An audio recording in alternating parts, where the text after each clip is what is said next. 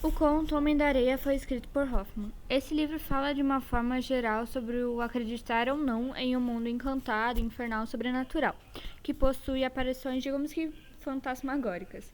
O livro possui como protagonista um estudante chamado Nathanael, que decide escrever 3 cartas ao longo do livro. E a primeira delas vai para o seu grande amigo de infância e também meio que um irmão de criação chamado Lothar. Nessa carta, Nathanael alega de uma forma meio que desesperadora que viu um suposto vendedor de barômetros chamado Coppola, em seu quarto. Porém, essa figura se parecia muito com a de um antigo amigo de seu pai, que foi muito importante meio que na construção de traumas na infância de Nathanael. Ele era um advogado chamado Copélios, que costumava frequentar muito a sua casa para conversar com seu pai. Nathanael conta para o seu amigo o motivo desse desabafo, onde ele escreve todas as visitas que Copélios costumava fazer, exaltando também o mito do Homem da Areia. Esse mito era bastante conhecido por conta das mães que falavam para que seus filhos fossem dormir rápido, senão o Homem da Areia iria pegá-los. Nathanael ficou tão espantado com esse tal Homem da Areia que foi perguntar e pesquisar mais sobre e acabou descobrindo uma coisa que ele não queria. Ele descobriu que ele jogava areia nos olhos de quem não estava dormindo, fazendo os olhos caírem ensanguentados no chão. O Homem da Areia então pegava os olhos, colocava em um saco e levava para seus filhotes comerem. Depois disso, o garoto descreve outro momento muito traumático de sua infância, onde ele, que estava escondido no escritório de seu pai, avista Copélios e o seu pai no fogo manipulando alguns frascos, parecendo fazer uma espécie de bruxaria. Nesse mesmo momento, Nathanael revela que ouviu o advogado falar: "Olhos, olhos, queremos olhos." Porém, para a infelicidade do menino, Copélios acabou avistando ele e avançou com um objetivo meio de que agarrar os seus olhos para colocar no feitiço que eles estavam fazendo. Mas o seu pai implorou para que ele não fizesse isso, com um motivo, né? Então Copélios começou a mexer no menino como se ele fosse um brinquedo, observando seus pés e mãos para entender meio que como funcionava o mecanismo dele. O garoto acabou tendo uma convulsão e desmaiou. A sua mãe revela que ele ficou um bom tempo acamado e obviamente com um trauma enorme, né? Bom, e essa foi a primeira carta que o Nathanael escreveu para Lothar. Aí agora a segunda carta, não é mais escrita por Nathanael, ela é escrita por Clara, que é a irmã de Lothar. Bom, ela revela que os pais de Nathanael eram 2 advogados, mas nas horas vagas eram meio que alquimistas amadores. Eles se reuniam sempre na casa do pai de Nathanael. Por isso, a mãe nunca gostava de quando esse advogado ia visitar, até porque eles faziam feitiços, né? Bom, certa vez, ao manipular com algum dos frascos perto da fogueira, aconteceu um acidente que acabou tirando a vida do pai de Nathanael. Clara e Lothar, que eram irmãos, eles, nessa mesma época, acabaram perdendo os pais e ficando órfãos, né? Mas daí eles foram adotados pela mãe de Nathanael. Clara era muito próxima de Nathanael e ela sabia de todos esses traumas que ele tinha passado na infância. Ela leu as cartas dele e ficou com muita dó, inclusive tentou ajudar ele em diversas situações. A terceira carta, ela é de Nathanael, falando a Lothar que lamenta muito que a irmã dele tenha lido todos aqueles problemas e aflições que ele relatou. Ao final, então, da carta, ele continua com a ideia de que tudo o que havia acontecido era real e que ele havia sofrido muito, não só por toda a história que ele passou, mas também sobre o vendedor de barômetros que ele acreditava fielmente que era Copélios. No final da terceira carta, o livro nos descreve um pouco mais sobre a vida em si de Nathanael em uma nova cidade que ele se mudou por causa dos estudos.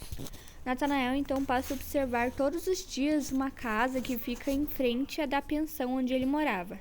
Essa casa era de uma menina da escola dele que ele achava muito bonita.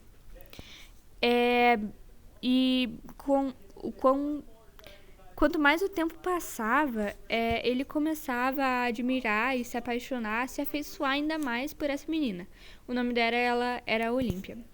Alguns dias antes, Nathanael recebeu uma visita de Coppola. Essa figura, que se assemelha tanto à de Copélios, entra inesperadamente no quarto dele e consegue vender ele a uma uma lente, uma luneta, que ele usa para ficar observando ainda mais Olímpia, já que ela morava na frente da casa dele. Num baile, Nathanael vai dançar com Olímpia.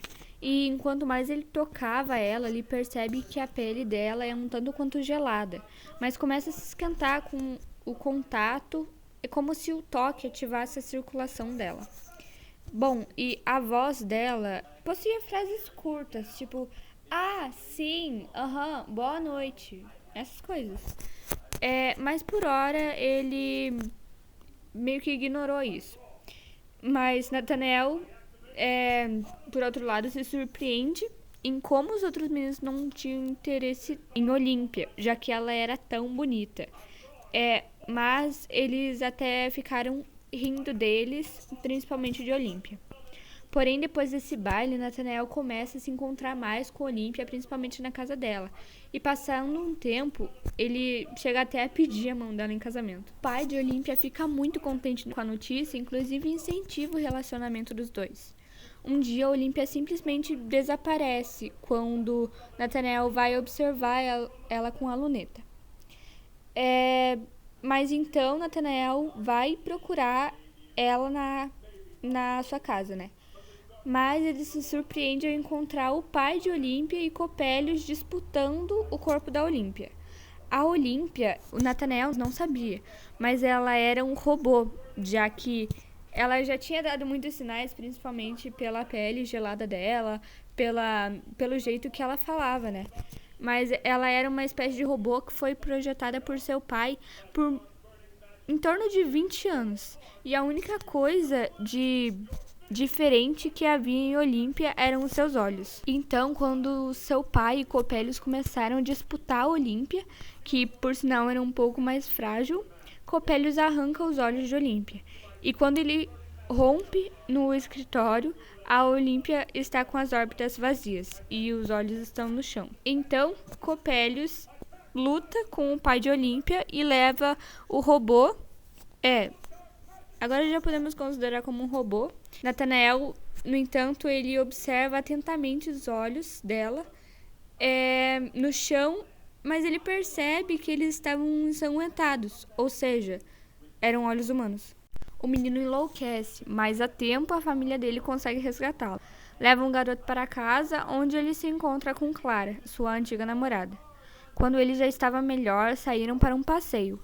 A atual namorada foi ao alto de uma colina com Nathanael e começa a observar a paisagem, mas ela vê uma espécie de vulto se movimentando. Nathanael pega a luneta de Copolo do bolso e vê Copélios. Ele enlouquece, empurra Clara e se joga dali de cima. Conforme o tempo foi passando, Clara e Nathanael se casam, apesar desses surtos de loucura que Nathanael tinha. Mas as loucuras, infelizmente, não pararam e foram ficando pior ainda. E de uma forma muito extensa, nada resumida, o casamento dos dois acaba devido a esses surtos do homem.